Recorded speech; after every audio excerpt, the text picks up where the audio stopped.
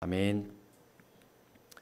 오늘 본문 말씀으로 예배란 무엇인가 라는 제목으로 말씀 나누길 원합니다.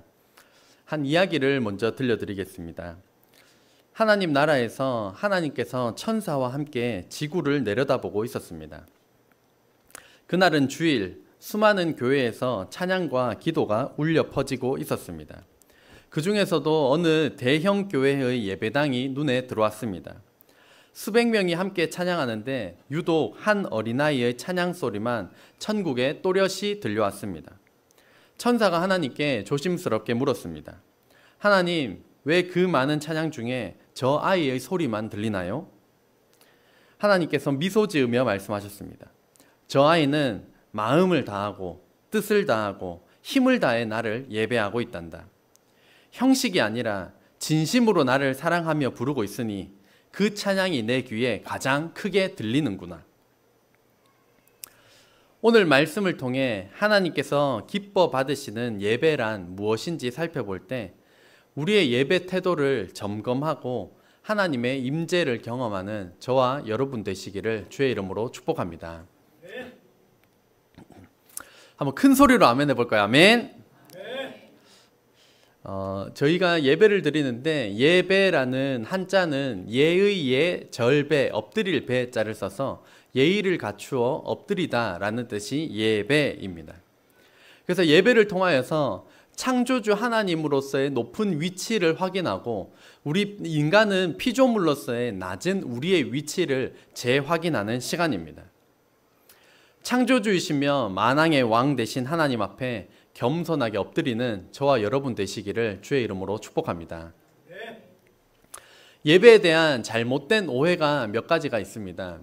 첫째는 예배가 나에게 초점을 두는 것은 잘못된 것이고 하나님께 초점을 두어야 한다는 것입니다. 흔히 저희는 오늘 예배를 통해서 나에게 뭐라고 말씀하실까? 오늘 예배를 통해서 나는 어떤 은혜를 받을까? 이렇게 나에게 초점을 두는 것이 잘못된 것입니다. 너무나도 중요한 것이지만 그것은 반드시 언제나 두 번째가 되어야 합니다. 첫 번째는 하나님께서 예배 받으시기 합당한 분이라는 것. 하나님의 명령이므로 하나님께 초점을 두고 하나님을 찬양하고 예배하는 것이 첫째가 되어야 하는 것입니다. 둘째는 조금 단어가 조금 애매하긴 하지만 2번 같이 읽어볼까요? 시작. 예배는 보는 게 아니라 드리는 것입니다. 그래서 본다라는 게 이렇게 본다라는 의미가 아니라 장 보러 간다라고 할 때 장을 뭐 보는 게 아니라 뭘 사는 것이지만 이 예배는 보는 게 아니라 드린다라는 것을 저희가 기억해야 합니다. 그래서 예배 보러 간다라는 표현보다는 예배 드리러 간다라는 표현이 더 좋습니다. 왜냐하면 보는 것은 구경꾼이고 드리는 것은 예배자이기 때문입니다. 구경꾼이 아니라 예배자가 되시기를 주의 이름으로 축복합니다. 한번 옆 사람에게 이렇게 이야기해 볼까요? 구경꾼이 아니라 예배자가 됩시다. 시작. 구경꾼이 아니라 예배자가 됩시다. 그래서 그 김남준 목사님의 예배에 관련된 책을 보면 거침없는 표현들이 많이 나오는데요. 그 중에 재미나고도 참 전곡을 찌르는 그런 표현들을 몇 개 가지고 와봤습니다. 이런 파들이 있다고 합니다. 눈을 지그시 감고 다른 일정을 생각하는 딴 생각파, 주보에 밑줄 긋고 교정하는 읽기파, 졸면서 예배에 임하는 수면파, SNS와 인터넷에 빠지는 핸드폰파. 너무 이 안 좋은 것만 있다. 이거 좀 좋은 걸로 만들어 보자 해서 나름 머리를 굴리며 만들어 보았습니다. 말씀을 흘려 듣지 않고 내 삶에 새기려는 성경 메모파, 온 힘을 다해 찬양하고 기도하는 전심전력파, 마음을 열고 큰 소리로 예배드리는 아멘파가 되시기를 주의 이름으로 축복합니다. 위에 거는 우스갯소리로 우리 가운데도 찔림이 있다라면 반성하시고 이 찔림을 가지고 이 더 나은 이 긍정적인 이 파로 나아가기를 원합니다. 성경에는 예배 드린 여러 모습들이 나오는데 그 중에 첫 번째 예배가 가인과 아벨의 예배입니다. 가인과 아벨의 예배를 살펴보면 가인과 아벨이 제사를 하나님께 올려드렸는데 하나님께서 첫째인 그 장남인 가인의 예배는 안 받으시고 아벨의 예배를 받으신 겁니다. 만약에 이 가인과 아벨이 바뀌었다고 혼자 생각해 보았습니다. 만약에 가인의 제물을 받으시고 아벨의 제물을 안 받으셨다면 아벨은 어떻게 했을까? 라고 했을 때 제 생각에는 아벨은 내 제사에 뭐가 문제가 있나? 내 예배 태도에 뭐가 문제가 있나? 왜 하나님께서 안 받으셨지? 라고 점검하면서 새로운 예배를 올려드릴 것 같은데 가인은 달랐습니다. 말씀을 보면 가인과 그의 제물은 받지 아니하신지라 가인이 몹시 분하여 안색이 변하니 안색이 변하면서 이거 내 제사 이거 안 받으신 거 이거 아벨 때문이다. 아벨 때문에 내 제사를 안 받으신 거야. 그러면서 그들이 들어있을 때 가인이 그의 아우 아벨을 쳐 죽이니라. 이 가인과 아벨의 예배를 통하여서 우리에게 주시는 교훈은 첫 번째는 하나님께서 받으시는 예배, 아벨의 예배가 있고 하나님께서 받지 않으시는 가인의 예배가 있다는 것입니다. 우리가 아무렇게나 올려드린다고 해서 하나님께서 받으시는 것이 아닙니다. 두 번째, 가인과 그의 제물, 제사를 안 받으신 것처럼 예배자의 삶도 함께 안 받으신다는 겁니다. 그러니까 우리 삶 가운데 더욱더 거룩하게 힘쓰고 말씀에 순종하기를 애쓰는 이런 우리 삶은 받으시는데 평일에는 하나님 없는 것처럼 마음대로 살아가다가 주일날 와가지고 믿는 것처럼 하는 그 가인의 제사를 받지 않으신다는 것입니다. 세 번째, 예배를 잘못 드리면 사람을 죽이는 것과 같은 죄에 빠질 수 있다는 것입니다. 예배를 안 드린 사람이 아니라 예배를 드렸음에도 불구하고 큰 죄에 빠질 수 있음을 경고하고 있습니다. 또 예배에 실패한 사람으로는 홈리와 비느하스의 예배가 있습니다. 홈리와 비느하스는 엘리 제사장의 아들이었는데 이 아들들은 원래는 제사장으로서 하나님께 제사를 드리고 난 다음에 드려진 예물을 먹어야 하는데 하나님께 드리기 전에 먼저 가지고 와라. 우린 날 것 좋아한다, 날 것. 그러면서 율법에 금한 것도 먹고 하나님께 드리기 전에 먼저 자기들이 그 제물을 취했던 것입니다. 그러니까 하나님을 무시한 것이고 하나님께 올려드리는 제사를 무시하였습니다. 그러다 보니까 이들이 예배 드리는 처소에서 수종드는 여인과 음행을 하는 지경에까지 이르렀습니다. 하나님께서 이 망령되게 행동한 이 아들들에 대하여서 하나님께서 심판을 하시는데 전쟁이 벌어졌을 때 같은 날 홈리와 비느하스는 함께 죽게 됩니다.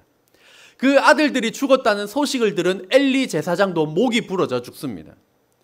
비느하스의 아내도 그 충격으로서 조산을 합니다. 조산을 하면서 하나님의 영광이 떠났다라고 하는 이가봇이라는 이름을 그 태어나는 아들에게 붙여주고 이 비느하스의 아내도 사망하게 됩니다.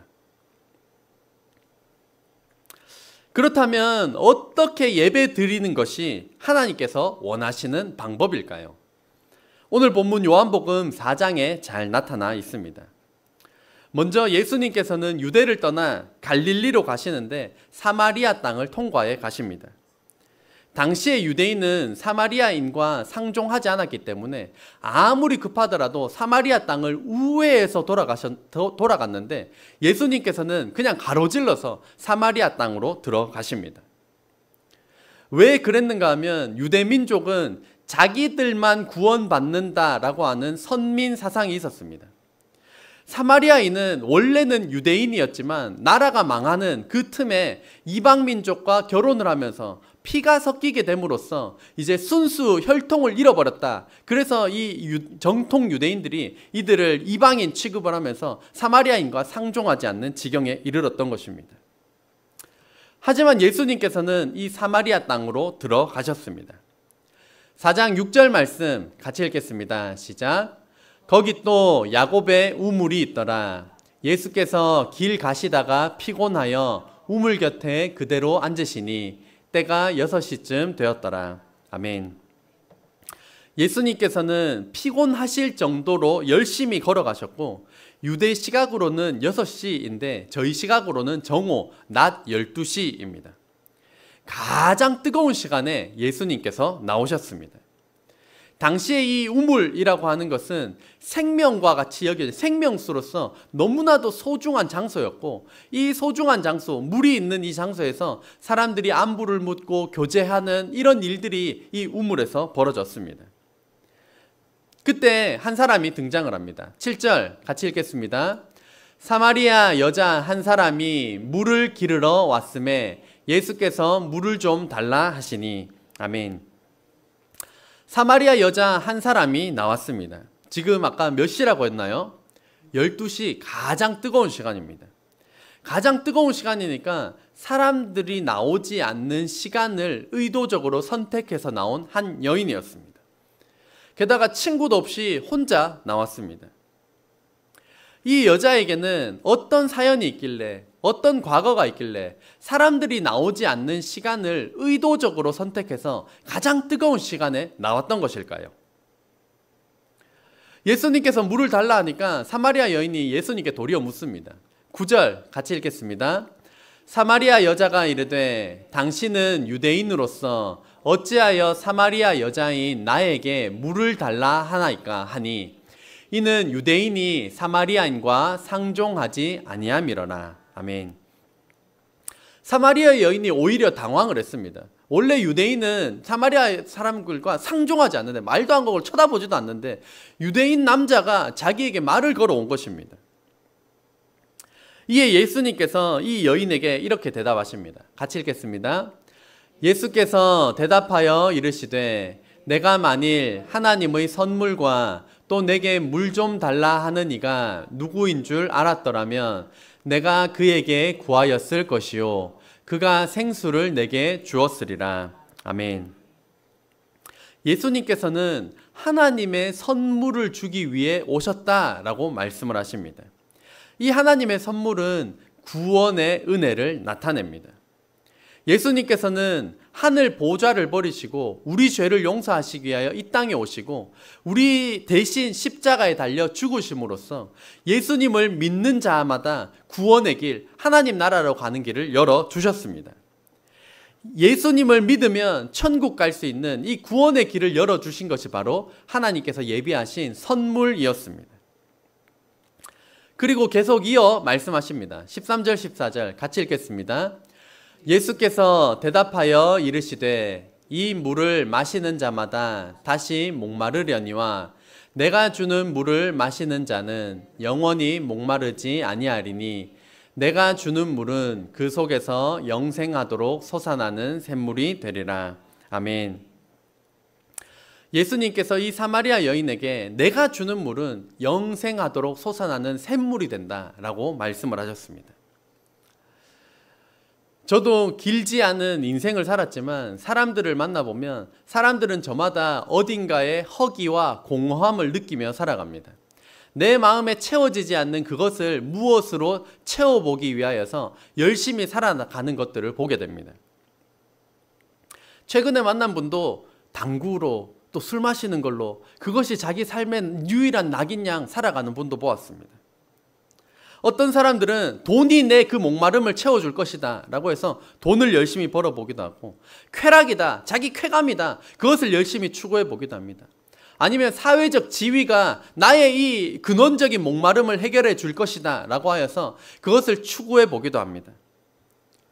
또 자녀에게 내가 못다 이룬 꿈을 전가하여서 그걸 대리 만족을 느껴보기로 하려고 하고, 어떤 사람들은 맛집을 열심히 찾아다니면서 맛있는 거 먹으면서 내 근원적인 목마름을 해결해 보려고 합니다.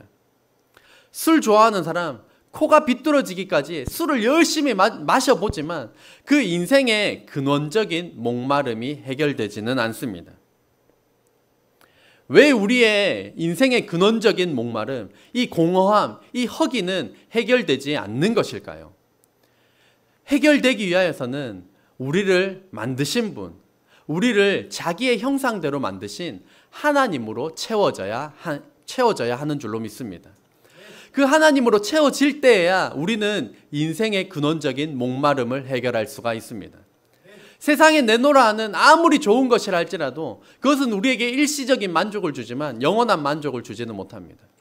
우리 인생의 근원적인 목마름은 나를 만드신 분, 나를 그분의 형상대로 지으신 그분으로 충만해질 때 우리의 인생의 근원적인 목마름은 해결될 수가 있습니다. 대화를 나누면서 이 여자가 예수님께 이제 대답을 합니다. 같이 읽겠습니다. 시작. 여자가 대답하여 이르되 나는 남편이 없나이다. 예수께서 이르시되 내가 남편이 없다 하는 말이 옳도다. 너에게 남편 5이 있었고 지금 있는 자도 내 남편이 아니니 내 말이 참되도다. 아멘. 대부분 이제 그 말씀 강해와 설교를 남성 위주로 해 오다 보니까 이 본문도 남성의 사고방식으로 해석을 했던 굉장히 오랜 시간이 있었습니다. 그러니까 5명의 남편이나 있었고 지금 있는 사람도 남편이 아니라고 하니까 이 더러운 여자, 이 조잡한 여자라고 하는 잘못된 해석이 상당히 오래 지속되었습니다. 지금 여성의 인권과 2000년 전의 여성의 인권을 비교하면 지금이 상당히 높은 여성의 인권이라는 것은 누구나 동의할 것입니다. 과거로 갈수록 여성의 인권은 점점 낮아집니다. 숫자에 세지도 않는 그런 경우가 다반사였습니다. 그렇다면 이 2000년 전에 예수님 시대 당시에도 여성의 인권은 굉장히 낮은 상태, 처참한 상태임을 알 수가 있습니다. 그런 상황에서 남편이 5번 바뀌었다라고 하는 것은 남편을 5번 갈아치우는 바람 피우는 여자라는 뜻이 아니라 아무런 주권도 없이 아무런 권리도 없이 남성들에게 5번이나 버림받은 여자라는 사실을 알 수가 있습니다. 5명의 배우자를 두어 보셨나요? 갈아치우는 것도 쉽지 않을 것 같습니다. 갈아치우는 것뿐만이 아니라 5번이나 버림받았습니다. 아마 이 사람은 자신의 모든 것을 내어줬음에도 불구하고 돌아오는 것은 찬밥일 것이었습니다. 굉장히 상처받았고 무시받았고 첫 번째 남자는 괜찮겠지, 두 번째 남자는 괜찮겠지, 세 번째 남자는 괜찮겠지 그러면서 5명의 남자에게로부터 버림받은 여자였습니다. 슬픔, 실망, 무력감을 연속해서 경험한 여자였습니다. 그런데 예수님께서는 네가 하는 말이 옳다, 네 말이 참되다 라고 말하면서 이 여인의 가슴 깊숙이 응어리진 그 마음을 터치해 주셨습니다.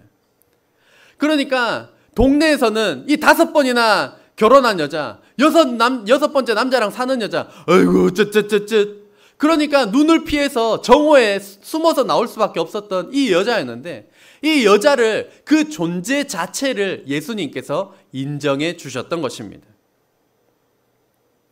오늘 우리가 예배를 통해 만나야 하는 이 예수님도 조건 없이 저와 여러분을 사랑하시는 예수님입니다.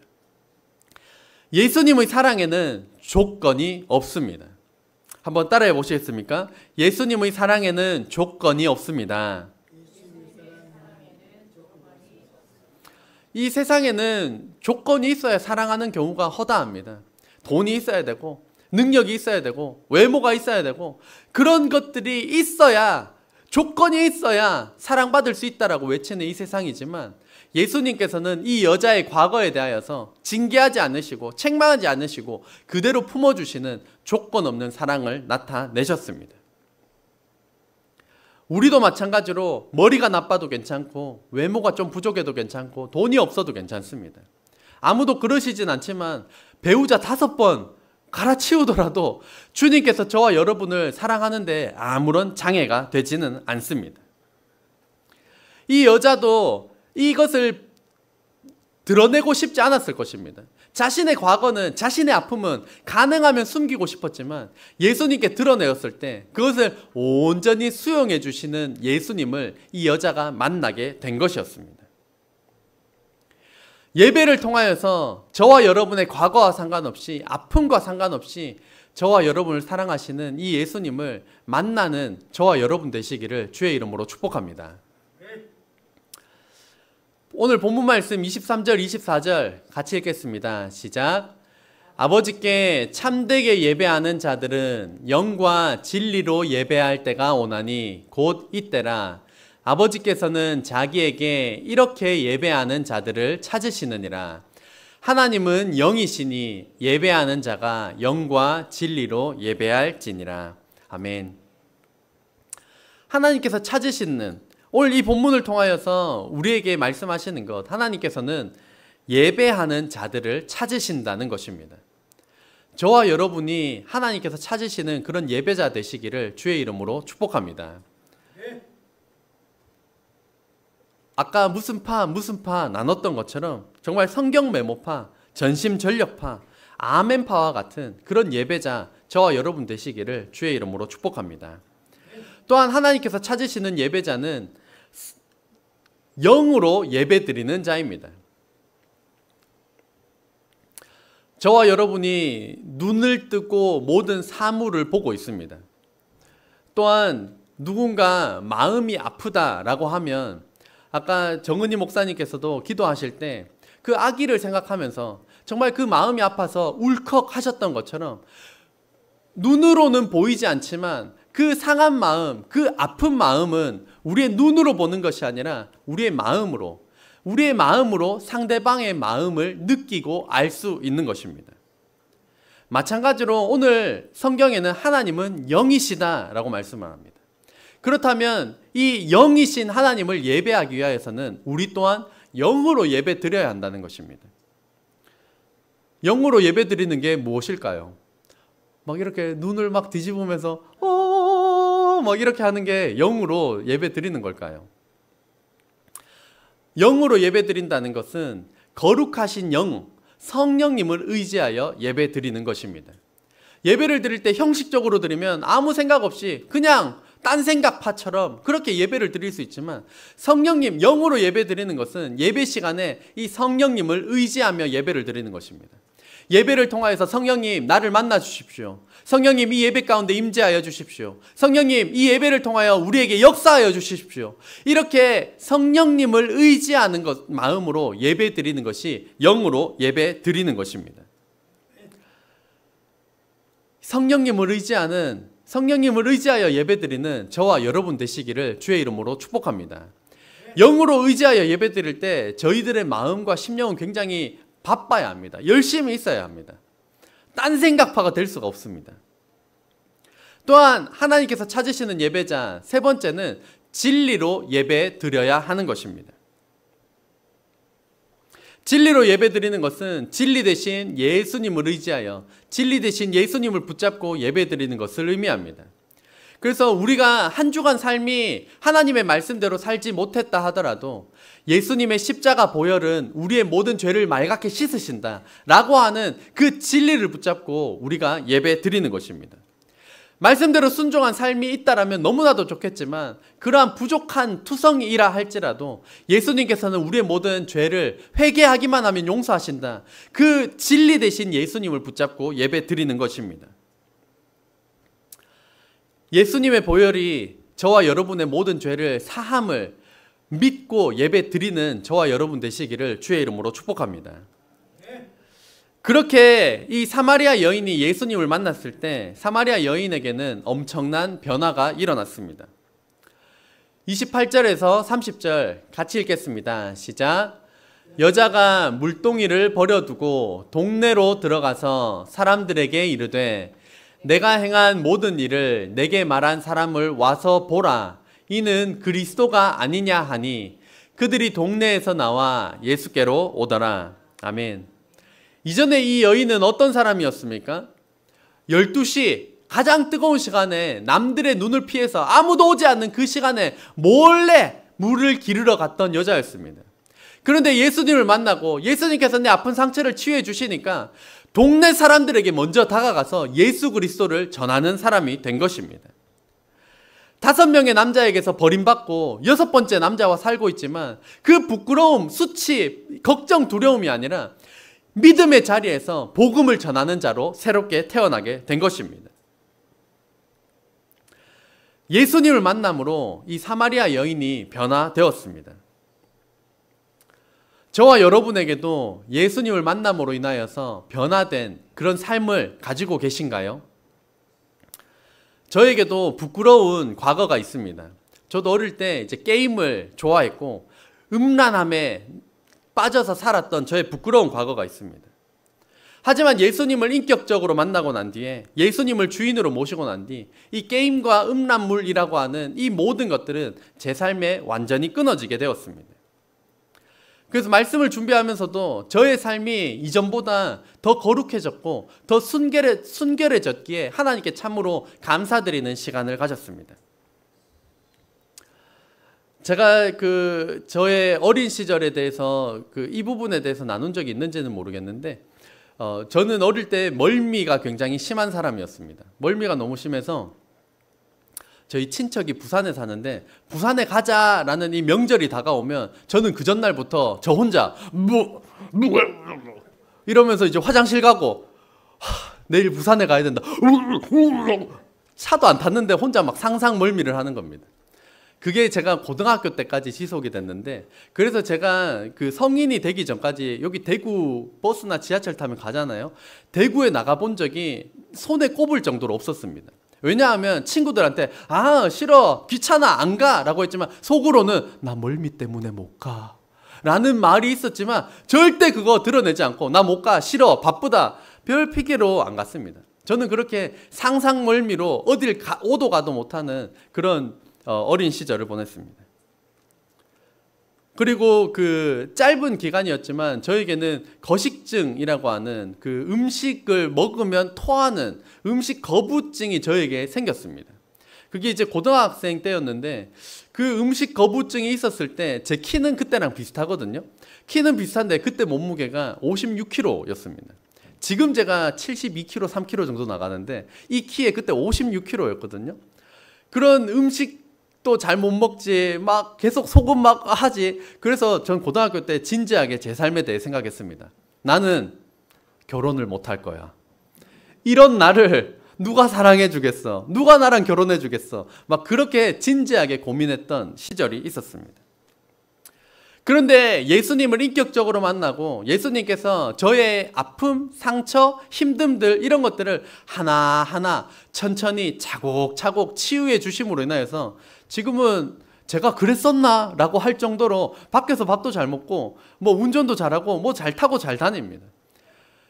제 어릴 시절 생각하면 이렇게 했던 저의 시절이 떠오르면서 이건 너무 감사하다. 어떻게 이럴 수가 있을까? 그래서 제가 결혼도 하고 아이를 4명이나 낳고 그렇게 살고 있습니다. 그래서 저도 저를 만나주시고 치료해주신 사마리아 여인이 자신을 만나주시고 치료해주신 예수님 너무 감사하니까 원래 숨어있다가 대번에 나가서 예수님을 전하는 것처럼 저의 삶도 예수님을 전하는 인생이 되었습니다. 오늘 주님께서는 영과 진리로 예배 드리는 자를 찾으십니다. 예수님을 만난 뒤에 사람으로부터 피해 다니고 그 소리 듣기 싫고 웅크려했던 이 사마리아 여인을 변화시켜서 복음 전하는 자로 담대히 변화시켜 주셨던 것처럼 또 저의 인생 또한 주님께서 만나 주셔서 차곡차곡 하나 변화시켜 주셔서 여기까지 올 수 있게 하셨던 것처럼 저와 여러분이 예수님을 뜨겁게 만남으로 인생이 바뀌고 아픈 상처, 어린 시절의 아픔 그 모든 것들이 치료되어서 이 세상에 선한 영향력을 발휘하게 될 그 예배자를 오늘도 주님께서는 찾으십니다. 그 한 사람이 저와 여러분 되시기를 주의 이름으로 축복합니다. 기도하겠습니다.